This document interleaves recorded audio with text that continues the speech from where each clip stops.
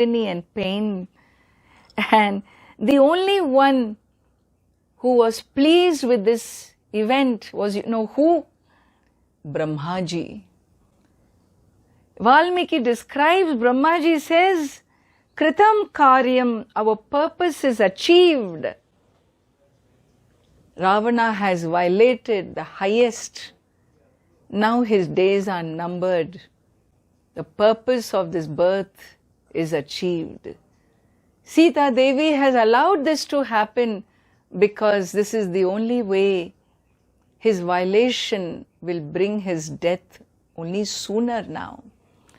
And so, Kritam Karyam, well, everybody, all the sages now want Ravana's death. Ravanasya Vinasham, the whole Sankalpa, the combined energy is only death of Ravana. That's all everybody wants, nothing short. And so the story proceeds. Ravana taking Sita Devi, as they go on higher regions, further and further south in the southern regions of India, all her flowers drop off her hair. She removes her jewels and takes her upper cloth and wraps it up and waits to drop that also. Like I said, all these animals and birds, lions, tigers, beasts of the forest, everyone is furious with Ravana and all try to see what they can do to help to pull her back. It's not possible. No one can be, it's not possible for any of them. The mountains cry, it is said, and Parvataha Vikroshanti. There was thunder, there was earthquake, the mountains screamed, the sun eclipsed. All said, Nasti Dharmaha, Kutaha Satyam. All the gods of the forest were afraid when they saw this happening. Well, Sita Devi, disgusted with his courage, she tells him, what kind of a man you are, Ravana? You are using a trick, a deer trick. You lured Ravana away, used a deer trick, killed Jatayu. Are you not ashamed of yourself? You call yourself a man of valor. You take a person like me, a helpless, weak, physically weak being, and you take me away by force. You will be killed. You will not be able to bear Lord Rama's arrows. And thus she yells at him. She cites 5 Vanaras sitting on a mountain peak. She takes his upper garment, wraps her jewels and drops it amidst them. Ravana doesn't see this happening. They cross this Pampa lake and go towards Lanka. Cross the Indian Ocean. The ocean was still, even the ocean was still stunned by what has happened. And it is said, finally, Ravana reached Lanka. Jahara bharyam Ramasya, verse 53, Gridhram hatva jatayusham, this great king of vultures, killing him and seeing him, Maithili, she goes towards him, holding him in embrace, Gridhram cha nihatam drashtva, hritam shrutva cha Maithilim. Well, let us see what happened when Sita Devi reached Lanka. Well, Ravana takes her to the palace, gives her all pearls and gems and everything, and whatever she wants. The demons and the demonesses are told, nobody should say no to Sita Devi. Anything and everything she wants should come to her. No one should utter a harsh word to her. And he orders 8 demons to go to Janasthana and take over the Dandaka forest, keep a spying eye on Rama and Lakshmana and watch them, and thus forcibly, she is in grief, Sita Devi, but forcibly he shows her his wealth in Lanka and declares how all this 1,000 personal attendants you will have, you are more valuable than my own life. Be my wife. I am in love with you. This Lanka covers 800 miles. The whole universe is mine. 3 worlds is mine. You know that Rama that you're talking about? He doesn't even have one kingdom. Look at me. He doesn't even have food to eat. He's on fruits and nuts and roots. And look at me. He's a Rajya Bhrashta, Dina. He's a tapasvi, he's an ascetic. Who are ascetics? Who couldn't make it in their life to eat all exotic foods. They become ascetics, They couldn't do it. They are not successful. So what are you going to do with this Jatavasi, who wears a Jata and sits there? Kim karishyasi Ramena alpa tejasa. He has no brains. Look at me. And me who never, ever bends his head to a woman. I am begging you. I touch your feet. I am in love with you, O enchanting woman. Be mine. He is so impressed with his own dialogue. And internally he tells himself, aha, now she is mine. Mama iyam, Valmiki says. Internally he knows I played such a good dialogue. Now she will really come to me. And waits for an answer. An answer of consent. A comely, shy consent from Sita Devi. And Sita Devi, what does she does? Sita trinam antarataha kritva, fearlessly, she keeps a dry place of grass between her and him, and through her grief, through her tears, she tells him, Ikshvaku Vamsha Ramaha is my husband. He will definitely kill you.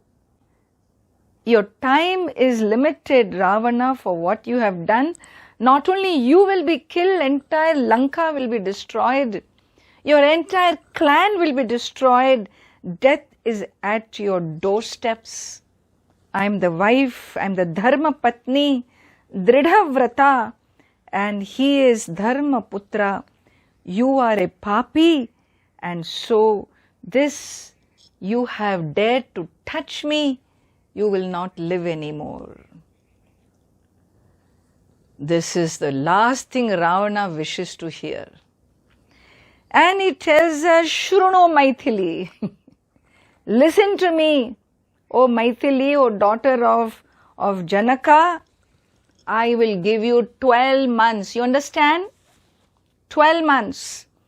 In this 12 months, if you don't voluntarily come to me, yield to me, my cooks will cut you up into pieces. They will pulverize you and serve your meat to me for my morning breakfast. You understand? I am a demon. I will eat you up. Within 12 months, you surrender yourself voluntarily to me. Furious, he tells those demonesses, he orders them, take her away from my sight. Darpam asyaha apaneshyantu shigrameva. Remove her ego. This lady, this human being has too much ego. Take her to Ashoka Vanam. Surround her. Win her over. Guard her. See that nobody comes there. And see that, keep praising me, okay? Praise me so that eventually she will understand who I am. The demonesses take her to Ashoka Vanam and surrounding her, in that grove, forest grove, in that garden, Ashoka tree garden, Sita Devi sits there. No peace in her mind, fear and grief prevailed, and what could be done? Nothing could be done. Well, this is the story on that end. Brahmaji is watching, as I told you, he is so happy with the happenings.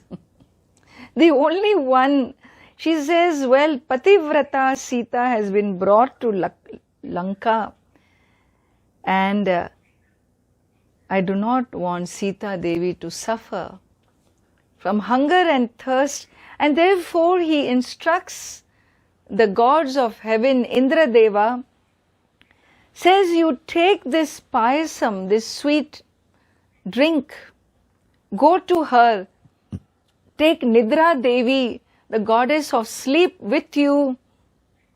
You go to her and give her this drink. Once she takes this, she will have no hunger, no thirst. She'll be able to ride this time of her life. And Indra Deva goes there. When he goes there, first thing that happens, that goddess of sleep's presence makes all these demonesses around, they fall asleep. Her power makes them all sleep, and Indra Deva comes and offers this. Sita Devi doesn't trust anyone anymore. And she says, if you are really a Devendra, Tvam Darshaya, show me some lingas, show me that you are a Devata. If a Devata manifests before you, there are certain indications, you know. And what are those indications? Indra Deva shows her that he is a Devata. Prithivim nasprishat padbhyam. A Devata is one. Remember this, okay? In your meditations, if a Devata manifests, his feet will never touch the earth. Prithivyam nasprishad. The feet will not touch the ground. And their eyes will never blink. Animeshe kshanani. Ikshanani, their eyes will not blink. And even though he had come from so far away, Indra Deva, his clothes did not catch any dust. And so, Arajom Baradhari, there was no dust on his clothes. And the flower garland that he wore, it did not fade. The flowers don't fade, they are free from time. Fragrant they are forever. In this form, Indra Deva had come. He reveals his form, and Sita Devi is convinced. She takes that payasam, and remembering her husband Sri Rama and Lakshmana, whom she considered her son, and she says, if they are alive, let this food gratify them. Let them be ones who remain without hunger and thirst. And thus she receives, and with that Indra Deva and Nidra Devi, they both leave. This is Sita's life now in Lanka. On the other side, remember, Lakshmana is gone looking for Sri Rama. They find each other and they begin their return journey to the hermitage.